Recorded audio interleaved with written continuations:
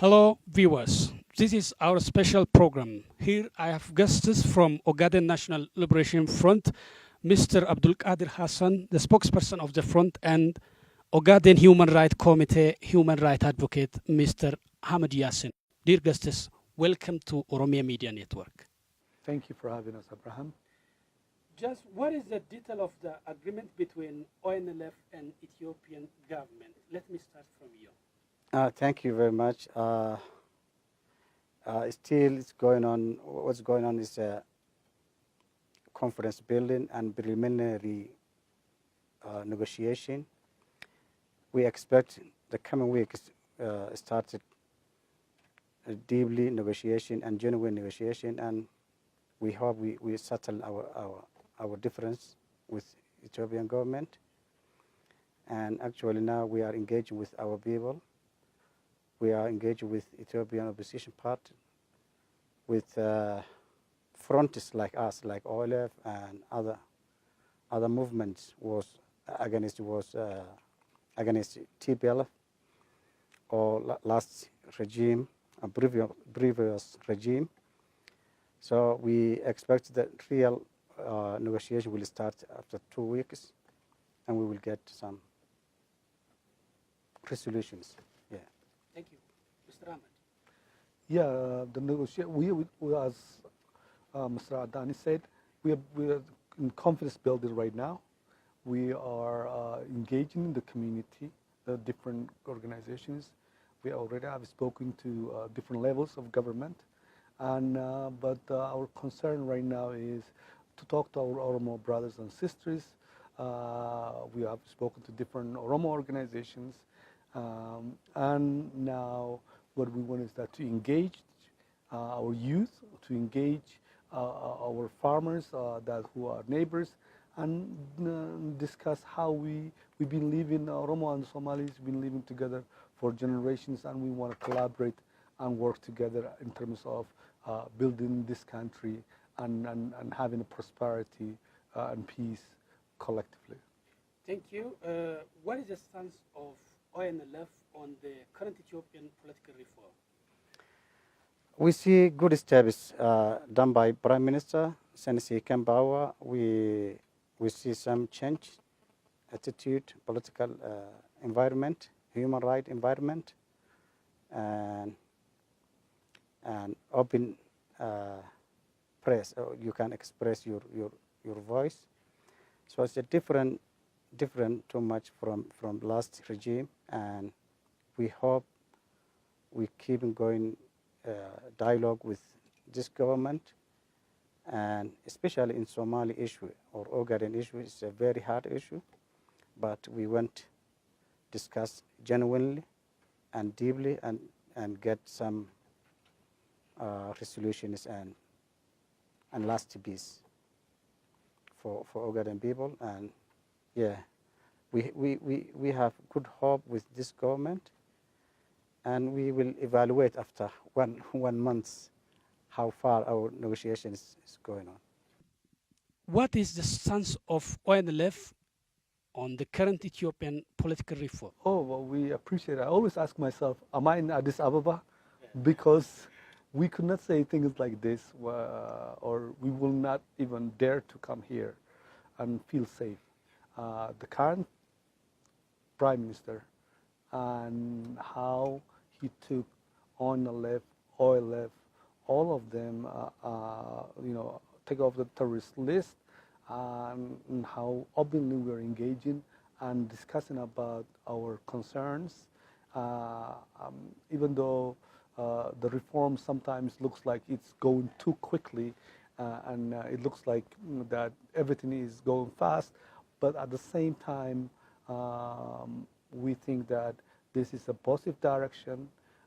We hope, and that's one of the reasons that we came and show that the government, that human rights advocates like myself, who were not even able to come before, on the left, who could not came either before this, even before they even started negotiation, openly say that, okay, you know what, Mr. Prime Minister, we take your word, we respect what you're doing, we think that we can contribute the peace and stability in the region. We are more than willing to collaborate and work with you if we are genuine about peace and reconciliation. So what's happening, it's unbelievable. And thanks to both our Oromo youth who did a great job in terms of demonstrating, in terms of speaking up and say that no more we're scared to express our concern and we want to change. The Oromo community and Oromo people play a huge role, as well as Somalis and ONLF and other organizations, human rights activists who pressure the change that took place in the Somali region as well. So I appreciate not only the Prime Minister, but the people of Ethiopia, whether the Somali region or the Oromo youth who contribute a lot.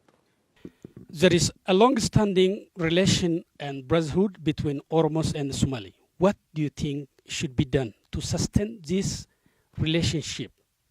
I think we have to keep in this direction, and the government have to engage dialogue with serious organizations like ONLF, OLF, or Gimbot 7, who was opposed clearly the previous government politics towards Ethiopian ethnics. So I think government, they have to discuss deeply with these relevant organizations like ONLF or OLF or similar organizations. And we have some coalition we call BAFD. We created before 2 years. There's some major, most people who feel oppressed, like Somalis, Oromo, Sidamo, and Benishangul, and Gambela. We create a strong coalition, and we hope we will discuss with government to reform Ethiopia through constitution and political process. This done by last regime or TPLF or all the OPDO, I mean EBRDF. EBRDF, they done since 1991. So we need deeply reform and creation new environment for Ethiopian political situation. Would you shed light on the strategy of the Ogaden National Liberation Front from now on? We didn't change our ideology, but we are ready for negotiation and deeply negotiation. As a Somali people, we feel we are occupied by Ethiopian regimes and Ethiopian highlanders. So, but we are ready to discuss with government. And we fighting not for secession only. We fight for self-determination. And self-determination is negotiable. We can negotiate with government about Somali future, Somali people crawl in Ethiopia. And for example, we feel we are not real Ethiopians, and Ethiopians, they feel we are not Ethiopians. At the same time, geographically, we are part of Ethiopia. And this, because of that, the fighting between Ethiopian government and Somali people is continuing since 1948. So ONLF now is ready because it's first time it's ruled by not traditional groups who rule Ethiopia. So we think there's chance. And Oromo people, they was oppressed people, and they were victim like us, and we think we can think the same way, or we feel same feeling, and we can find the same solution for Oromo case and Somali case. Therefore, we get some signs from Prime Minister. This issue it can solve now. Okay, thank you. Here we are together. We sit here, and now the former Somali president Abiy Ahmed is in the court.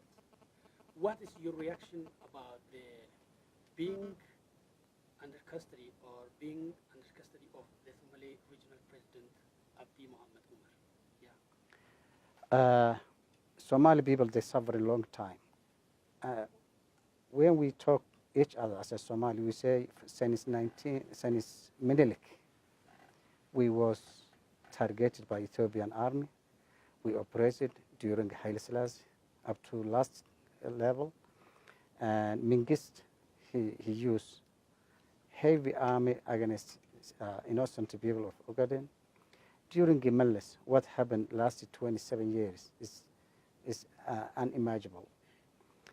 So we think there is a lot of Ethiopian officers, Somalis and non-Somali speaking, committed genocide and crimes, and big, unbelievable crimes against Somali people. So our people, they waiting some non-speaker Somalis who did genocide or human rights abuse in Ogaden Somali people, they become on the front of the justice.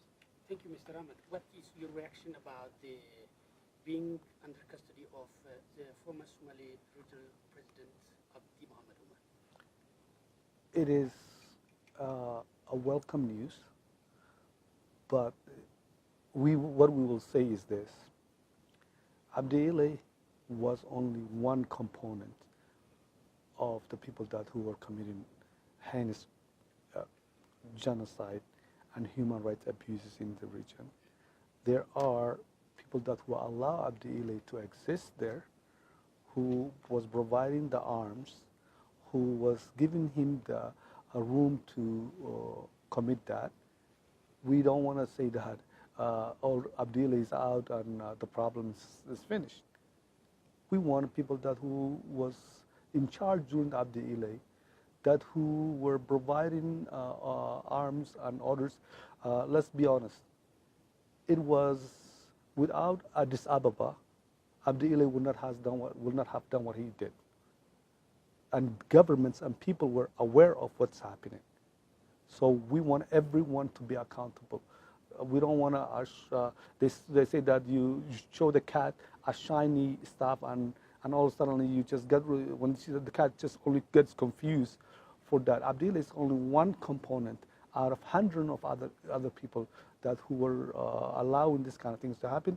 If we are honest, if we are genuine, we want everyone to be accountable, and this is only one good step.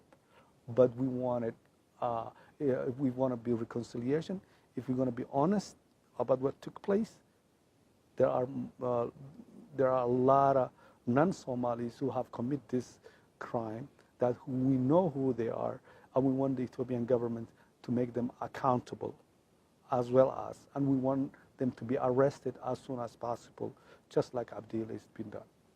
There is a long-standing relation and brotherhood between Oromos and Somali. What do you think should be done to sustain this relationship? Thank you. I think it's very strange. There is fighting between Somalis and Oromo. They are the same origin people. They live in centuries, 1,000 or more than 1,000 years. And their lands, they are scattered everywhere. And their people there, and their blood, and their interest, economic, culture, religion, and life, they are same. There is no any strong reason make fighting between two people. But the two people become united. There is a lot of factors, culturally, religion, ethnic. We are same people, and we are suffering same problem: domination, oppression, refuge, killing, misleading, and political marginalized. We are same, and we struggle together. Somali blood and Oromo blood, they become together against oppressed forces in Ethiopia. So we hope we can resolve. We start as a ONLF, as a Somali people. We start to loud our voice to our brothers, regional government, federal government, and the people of Oromo inside and abroad. We call them through the OMN media and other media and small meetings. Since we came at this, we meet, I think, more than 10 or 15 organizations, Oromo organizations, for this purpose. So we hope we will get solution for this small problem, and I think it's created by another hands. And the reason for fighting is so simple, and just frustration and hunger, or some jobless people, and political misleading, the result of political misleading, as I believe. So we will get solution, and we call our people, Oromo and Somalis, to sit together and solve it quick. Our interest is to become allied, to become hand in hand, to become peacefully, to support each other. We live together from Addis Ababa up to Mogadishu, and we need to live and to move. There is no any reason to make a problem between nearest ethnics in Ethiopia. They are Somali and Oromo, Somali and Afar, Oromo and Afar. And I think we have to initiate very quick and very strong initiation to start the dialogue, to start resolve, to start peaceful, to start life moving between two communities. And we can, because we have regional government, federal government, elders, religion people, business people, intellectual, media. We have to move. Nobody can solve our problems. We can solve our problem, and we have ability. We believe that. Okay, Mr. Ahmed, how can we sustain a peace across the border of this region? I'm extremely disappointed that there is continuous killings between the Somalis and the Oromos, and perpetrated by the previous regime, and now it's continued, and we don't know what the root cause is. We are trying to figure out what the root cause is. But I just want to tell this to my Oromo brothers and sisters. Both Oromos and Somalis are warriors. Both Oromos and brothers they have been living generations together. There was small fightings, and always they were trying to solve the problems collectively. Right now, as I speak to you, Moyale are basically cut off from Ethiopia. The only resource they get is coming from Kenya and its areas. There's no water running in Moyale. The buckets of other Somalis are in different areas are like that. There was killings that 14 people that were brought yesterday in Jigjiga, between and some militia from different groups kill each other. This has to stop. Our problem is not between us. Our problem was before with the previous administrations of Ethiopian government. Our problem is to get our rights, equality from this government, which we have God-given rights. The dispute between us, we can solve it through dialogue. We cannot afford to kill each other. We're brothers, we are sisters, we live together, we have same culture. Some of us, we have the same religion. So for me, seeing dead bodies that being butchered, for me, hearing that I cannot travel from Dirdaba to Jigjiga peacefully, and if I'm traveling, it's only by airplane. From the businesses that who have transportations, if they are traveling, they need to change their tags to a different, and then when they travel past Oromia area, put the tag back. It's not right, and it's not fair, and is inhumane. That's what's happening, and the tension that between the Oromo and the Somalis. So we have to look each other in the eyes and say that, what is the cost? If this was before, because of Abdillah is gone. If it's because the previous government is just trying to push each other to us, they're gone. If the Prime Minister's policy is peace and reconciliation between the all people of Ethiopia, and specifically the brothers, the Cushitic brothers of the Somalis and the Oromo people, this is our time. If this is our time, we have to be realistic, we have to be genuine, and we have to be smart about it, and we have to look for the bigger issue, not the small issues that land, small land, and anything else. We are bigger than that. We have bigger issues and bigger things that we need to discuss, and we need to stop. I'm telling our Somali brothers, and I'm telling our Oromo brothers, especially the youth. The message is loud and clear. We are one, and we should not be divided. And we should be united in getting our rights from this country that's been generations was not being allowed for us to have it. Thank you. I want to add. I want to add. I get phone last night from Balbalate area, and they say we are isolated in small area. We can't go to the cities. We need food, sugar, and we scared. There is some last 3 months, 4 months was stability, but they feel last 2 days some fearing.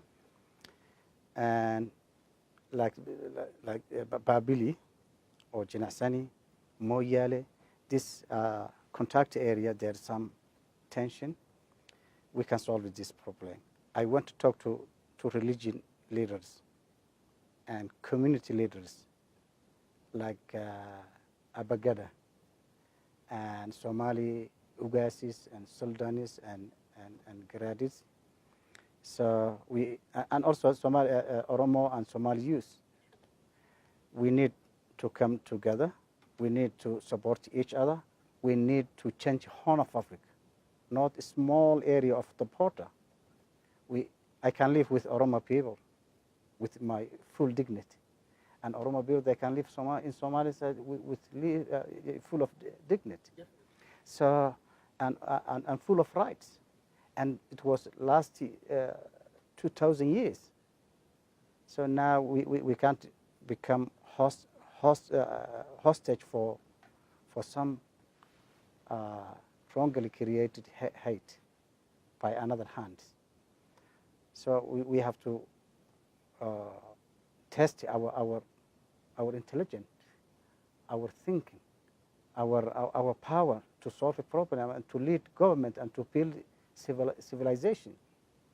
So and especially I want to say to Oromo brothers and sisters, you just is better than us. The regional government is better. Our regional government is not stable now. It's not completed. And now just in the beginning and restart. But the Oromo regional government is stable. And federal government, Oromo influence is more than Somali influence. And the Oromo community, economically and administration and their all factors is stable or functioning. But Somalis, their last 3-4 months was unstable. The responsibility is more than in Oromo side, more than Somalis. So please do your job and try to solve our problem. We are committed to solve that as an ONLF. We contact all elders in the contact area, and religion people, and regional government, and diaspora also. We send a message. We want to solve that problem within weeks, not than that. Thank you very much. My guests, thank you for joining us, and we came to the end of our program. Thank you. Thank you very much. Galatum.